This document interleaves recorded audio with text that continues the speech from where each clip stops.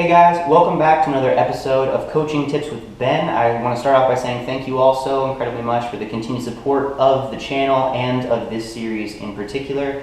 I really like making these videos, but it is a lot tougher for me personally than the training stuff, so if you guys want more of them, you just have to kind of request them and give me ideas for topics, or else I just don't really have much reason to. It's very reactionary to what I feel like the community needs and different ideas.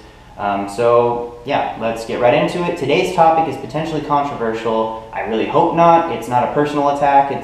No one should take this personally. It's some training ideas. I'm not going to be calling anybody out, and there is the potential argument to the contrary of everything I'm going to be saying. You can make a point for many different ideas and interpretations of what I'm going to talk about. So please don't take it personally, and please don't think that I'm saying this is true across the board and that I could not be convinced otherwise if someone had a real discussion with valid points to discuss. I'm not closed-minded on these things at all. It's just something that I want to share with you guys.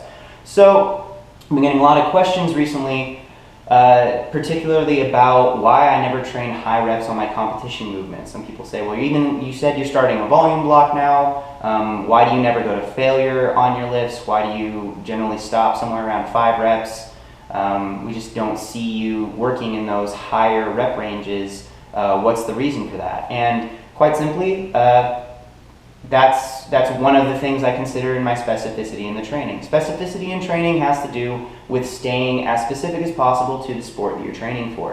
It doesn't make sense for a golfer to train by shooting 1,000 free throws a day in basketball, because it's not specific enough to their sport to build one skill with another. In powerlifting, there's a lot of different variables to consider. Your volume, your frequency, specificity, intensity are things. And so when it comes to the competition lifts, the squat, the bench press, and the deadlift, as you're going to perform them in a competition, I am not a big fan of doing more than 5 reps in a set, because you start to bring in a lot of other limiting factors other than, am I strong enough to do this, and is my technique solid enough to be consistent for all of the reps that I'm trying to do. Anytime you're starting to get into those higher rep ranges, you'll start to see more form breakdown because of fatigue that's brought on through that set itself, and so the reps will start to go poor. You'll start to see more grindy type things, and it's just less specific. You can't train high rep sets with as heavy weight as you would be able to with a lower rep set, and you don't get as many first reps, which is something that I think is really important, because our sport is measured in singles, and so if you do a set of 5 on your squat and your 5th rep is your best rep, well, that's great, but your first rep needs to be your best rep. It always should be, because that's the only one that counts in a competition. I have that same problem on my deadlift. Sometimes it takes me a couple of pulls to get into a groove, and that's something that you can fix by breaking up your volume into more sets and being more consistent with your technique, whereas it's just a bad habit that you're reinforcing otherwise. I'm a big believer in improving your motor patterns by practicing them correctly, and if you're not building the correct motor pattern, you are actively building the incorrect motor pattern, and that's just something that happens and gets flushed out a lot more when you're doing higher rep sets, even with a lighter weight, because it's crossing energy systems. You're training a different task, and so people are going to say, oh, well, Ben doesn't like to do high volume anything, Ben doesn't like that. Well, I'm very much about volume in a session, and one of the reasons that people train higher reps for those volume blocks is because you can cram more volume into a shorter amount of time. I completely understand that. It's a lot easier time-wise to do 3 sets of 10 at a lighter weight than 10 sets of a 3, even though the volume is the same, and with the 10 sets of 3 you're going to get more volume because you should be using a heavier weight. The 3 sets is going to be done a lot faster than the 10 sets.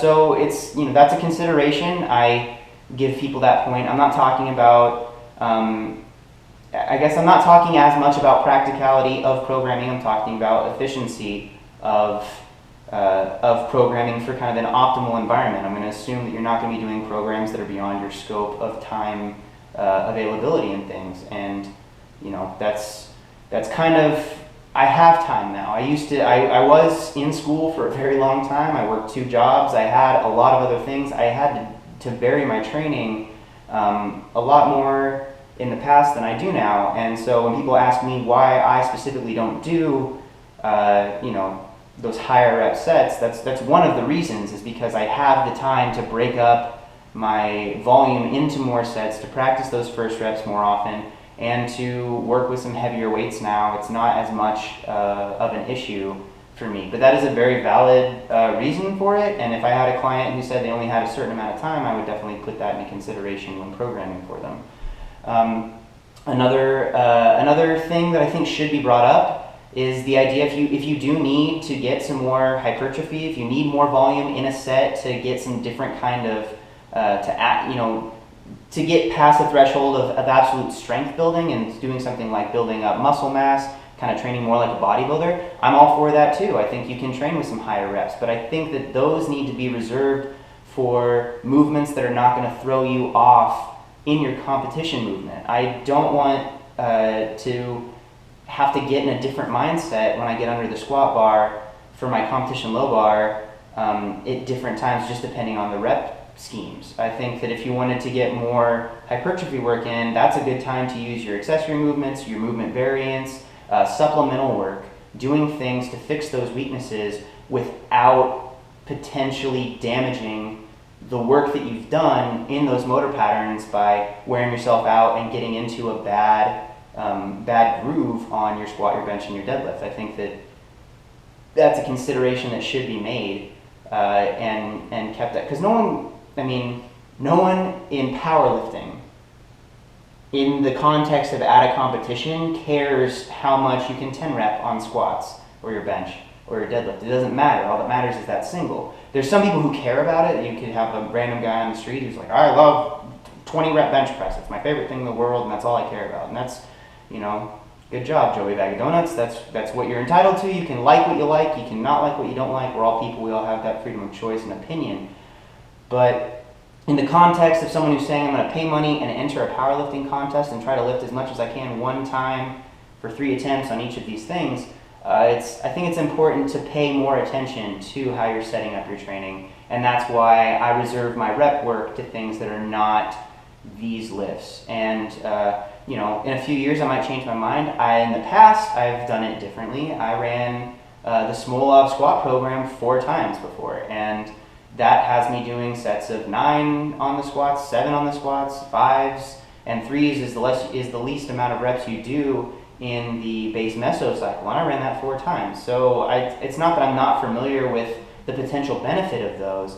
I have just kind of come to more of the conclusion and more of the thought process now that maybe it's a better idea to break it up into those heavier sets of less reps. I'm not saying do 90% for doubles for as many as you can, but what I'm saying is it might not be a horrible idea to stick with a little bit higher percent range and get really good at working in that 80 to 90% for most of your competition lifts. And if you're going to do something like 70 to 80% with more rep type stuff, I think that is an appropriate time and place to utilize your supplemental movements or a variant that's not going to teach you bad habits in the training environment itself. So I hope that made sense. I hope I didn't get too rambly with it. And it's mostly just to discuss the idea of why I'm setting up my training the way that I am. Again, this isn't some universal truth that I'm expecting everybody to just start saying, oh, that's the only way it is. There's definitely other people who have very valid opinions in opposing camps and different thoughts, but that's the way that I've come up with setting up my own training and some of the reasons I do things. So thank you guys very much for watching. I hope you enjoyed the video. I hope it sparked some ideas of intrigue or interest, or at least gets you in the mindset to have an intelligent discussion with some other people if it's something that interests you. As always, please do not stop looking for information here. There's so many different sources on the internet, especially on YouTube. The fitness community is continuing to increase, and even if you find a person who everything they say is complete crap except for that one thing that was worthwhile, that one thing may have made it worth the rest of the time. So If you're passionate about something, pursue it, get as much information as you can about it, become as close to an expert as you are capable of becoming, and then always keep your mind open to new ideas so that you can continue to improve.